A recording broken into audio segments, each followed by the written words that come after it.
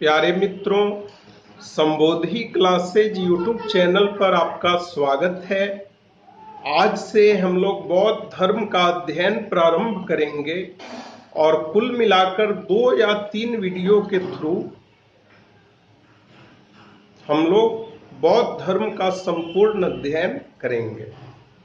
बौद्ध धर्म के अध्ययन के अंतर्गत सबसे पहले हम लोग भगवान बुद्ध के जीवन चरित्र के बारे में अध्ययन करेंगे, अर्थात उनकी जीवनी के बारे में अध्ययन करेंगे।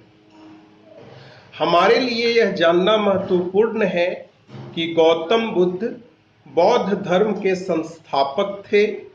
गौतम उनके गोत्र का नाम था, जबकि उनका मूल नाम सिद्धार्थ था। गौतम बुद्ध का जन्म 563 ईस्वी पूर्व में कपिलवस्तु के लुम्बिनी, जिसे आज के डेट में रुम्मिनदेई के नाम से जाना जाता है, रुम्मिनदेई में उनका जन्म हुआ। उनके पिता का नाम शुद्धोधन था, जो कपिलवस्तु के शाक्य गण के प्रधान थे, जबकि उनकी माता का नाम महामाया था, जो कोसल राज्य की राजकुमारी थी। जब सिद्धार्थ छोटे थे या बाल्यावस्था में थे, उसी दौरान उनकी मां की मृत्यु हो गई, जिसके कारण सिद्धार्थ का पालन पोषण उनकी मौसी प्रजापति गौतमी ने किया। 4 दृश्यों ने गौतम बुद्ध के मस्तिष्क पर गहरा प्रभाव उत्पन्न किया। पहला बूढ़ा व्यक्ति, दूसरा बीमार व्यक्ति, तीसरा एक मृत व्यक्ति की अर्थी और चौथा एक सन्यासी। 16 वर्ष की आयु में गौतम बुद्ध का जन्म शाक्य कुल की कन्या यशोधरा से हुआ, जिससे उन्हें राहुल नामक पुत्र रत्न की प्राप्ति हुई। सिद्धार्थ ने 29 वर्ष की आयु में अपने प्रिय रथी अर्थात सारथी छन्न एवं घोड़े कंथक के साथ गृह त्याग दिया। सिद्धार्थ द्वारा गृह त्यागने की घटना को महाभिनिष्क्रमण कहा जाता है। बौद्ध धर्म में गौतम बुद्ध के महाभिनिष्क्रमण का प्रतीक चिन्ह और संबंधित पशु घोड़ा को माना जाता है। 6 वर्ष की कठोर साधना के बाद अंततः 35 वर्ष की आयु में वैशाख पूर्णिमा की रात को गया में उरुवेला नदी, जिसे आज के समय हम लोग फल्गु नदी के नाम से जानते हैं, उरुवेला नामक स्थान पर निरंजना नदी अर्थात फल्गु नदी के तट पर एक पीपल वृक्ष के नीचे उन्हें ज्ञान की प्राप्ति हुई। ज्ञान प्राप्ति के बाद सिद्धार्थ बुद्ध के नाम से विख्यात हुए। वैशाख पूर्णिमा बौद्ध धर्म में 3 दृष्टियों से पवित्र मानी जाती है। वैशाख पूर्णिमा के ही दिन गौतम बुद्ध का जन्म हुआ। वैशाख पूर्णिमा के ही दिन उन्हें ज्ञान प्राप्ति हुई, जिसे बौद्ध शब्दावली में संबोधि कहा जाता है। जैसे जैन शब्दावली में ज्ञान को कैवल्य कहा जाता है, वैसे ही बौद्ध शब्दावली में ज्ञान को संबोधि कहा जाता है।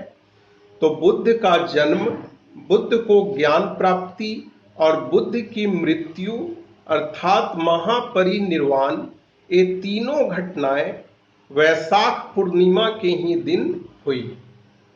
माना जाता है कि ज्ञान प्राप्ति के बाद बुद्ध ने सबसे पहले तपस्सु एवं मल्लिक नामक 2 व्यापारियों को दीक्षा दी।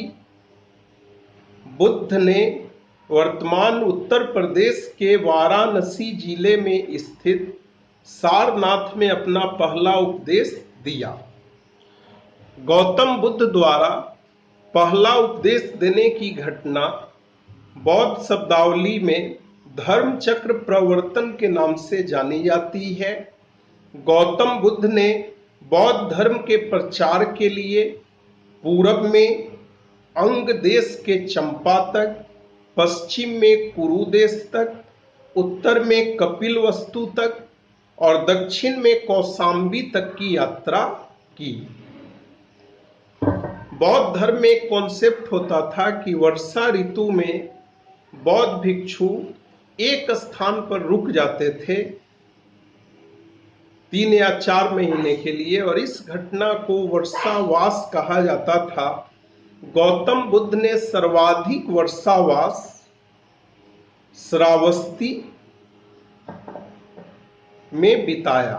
श्रावस्ती में गौतम बुद्ध वर्षा ऋतु में 21 साल जो है रुके। लेकिन गौतम बुद्ध अपने जीवन काल में अवंती नहीं जा सके। मृत्यु से पहले महात्मा बुद्ध का अंतिम वर्षावास वैशाली में व्यतीत हुआ। अंततः 80 वर्ष की आयु में 483 ईस्वी पूर्व उन्होंने अपना शरीर त्याग दिया। इस घटना को बौद्ध शब्दावली में महापरिनिर्वाण कहा जाता है। अब हम लोग बौद्ध दर्शन का अध्ययन करेंगे। गौतम बुद्ध ने बहुत ही व्यवहारिक दर्शन देने की कोशिश की। गौतम बुद्ध आत्मा एवं ब्रह्म से संबंधित विवाद में नहीं उलझना चाहते थे। उन्होंने वैदिक धर्म में व्याप्त कुरीतियों की आलोचना की तथा पशु बलि आदि के विरुद्ध आवाज उठाई। गौतम बुद्ध ने नवीन उत्पादन व्यवस्था का प्रत्यक्ष रूप से और परोक्ष रूप से दोनों प्रकार से समर्थन किया। उन्होंने आत्मा की सत्ता को अस्वीकार किया, लेकिन उन्होंने कर्म एवं पुनर्जन्म के दर्शन में अपना विश्वास जताया। अब हम लोग एक एक करके बौद्ध दर्शन से संबंधित चीजों के बारे में देखेंगे। बौद्ध दर्शन में हमारे लिए सबसे पहले आर्य सत्यों के बारे में जानना महत्वपूर्ण है। बौद्ध दर्शन में 4 आर्य सत्यों का कॉन्सेप्ट है। पहला है दुख, अर्थात संसार दुखमय है। दूसरा आर्य सत्य है दुख समुदय, अर्थात दुख का कारण तृष्णा है। तृष्णा का मतलब होता है किसी भी प्रकार की इच्छा, कामना, इच्छा करना, इच्छा रखना, कामना करना, अभिलाषा रखना। तो पहला आर्य सत्य है दुख, अर्थात संसार में दुख ही दुख है। दूसरा आर्य सत्य है दुख समुदय। दुख समुदय कहने का आशय यह कि दुख का कारण तृष्णा है, मतलब हम किसी भी चीज की कामना करते हैं, इच्छा करते हैं या अपने मन में किसी चीज की लालसा रखते हैं, इसी के कारण हमें दुख होता है। तीसरा आर्य सत्य है दुख निरोध, अर्थात दुख निषेध। कहने का आशय यह कि यदि हम चाहते हैं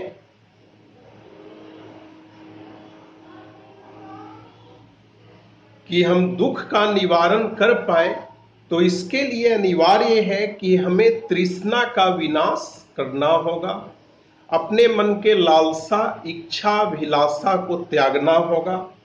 और चौथा आर्य सत्य है दुख निरोध गामिनी प्रतिपदा, और इसके अंतर्गत दुख मुक्ति के लिए 8 मार्ग सुझाए गए हैं, जिन्हें अष्टांगिक मार्ग कहा जाता है। अष्टांगिक मार्ग के 8 अंगों के बारे में हमारे लिए जानना महत्वपूर्ण है। जैसे पहला मार्ग है सम्यक दृष्टि। सम्यक दृष्टि का अर्थ होता है वस्तुओं के वास्तविक स्वरूप का ज्ञान। दूसरा मार्ग है सम्यक संकल्प अर्थात आसक्ति, द्वेष एवं हिंसा से मुक्त विचार। तीसरा मार्ग बताया गया सम्यक वाक, कहने का मतलब यह कि हमें अप्रिय वचनों का त्याग कर देना चाहिए। चौथा मार्ग है सम्यक कर्म अर्थात हमें दान, दया, सत्य एवं अहिंसा का पालन करना चाहिए। पांचवा मार्ग है सम्यक आजीव अर्थात हमें सदाचार के नियमों के अनुकूल आजीविका या अपना भरण पोषण करना चाहिए। कहने का आशय यह कि हमें गलत साधनों का सहारा नहीं लेना चाहिए पैसा कमाने के लिए या अर्थ अर्जित करने के लिए। छठा मार्ग सम्यक व्यायाम है। सम्यक व्यायाम का मतलब होता है नैतिक, मानसिक एवं आध्यात्मिक उन्नति के लिए सतत प्रयास करना, सतत प्रयास करना। सातवां मार्ग है सम्यक स्मृति अर्थात अपने विषय में सच्ची अवधारणा का ज्ञान। कहने का आशय यह कि यदि हम खुद के सबल और निर्बल पक्षों के बारे में जानेंगे तो हम किसी भी दूसरे व्यक्ति की आलोचना करने की स्थिति में नहीं रहेंगे। और आठवां मार्ग है सम्यक समाधि अर्थात मन एवं चित्त की एकाग्रता। बौद्ध दर्शन में एक प्रतीत्य समुत्पाद का कॉन्सेप्ट है। यदि एक लाइन में आपसे पूछा जाए कि बौद्ध दर्शन इक्वल टू क्या होता है, तो हम कहेंगे कि बौद्ध दर्शन इक्वल टू प्रतीत्य समुत्पाद होता है। प्रतीत्य समुत्पाद बौद्ध दर्शन का सार अर्थात समरी है और यह दूसरे और तीसरे आर्य सत्यों में निहित है। जैसा कि अभी हमने देखा, दूसरे आर्य सत्य में कहा गया है कि दुख का कारण तृष्णा है, जबकि तीसरे आर्य सत्य में कहा गया है कि दुख मुक्ति के लिए हमें तृष्णा को त्यागना होगा। तो प्रतीत्य समुत्पाद में कहा गया है कि प्रत्येक कारण का एक कार्य होता है, मतलब जहां कारण होगा वहां कार्य अपने आप संपादित होगा और प्रत्येक कार्य का एक कारण होता है। प्रतीत्य समुत्पाद में कहा गया है कि एक कर्म के उत्पन्न होने से दूसरा कर्म उत्पन्न होता है और एक कर्म के विनाश से दूसरे कर्म का विनाश होता है। बौद्ध दर्शन का स्वरूप अनात्मवादी है, क्षणिकवादी है, अनिश्वरवादी है और पुनर्जन्म में विश्वास जैसा है।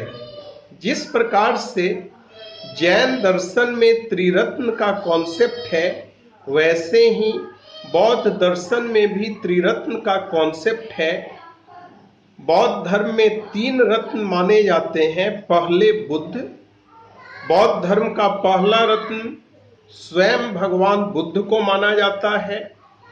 दूसरा रत्न संघ को माना जाता है और तीसरा रत्न धम्म अर्थात धर्म को माना जाता है। बौद्ध धर्म में भिक्षुओं के लिए 10 सील के अनुसरण को आवश्यक बताया गया है, जिनमें से जो शुरू वाला 5 सील है या आचरण है वह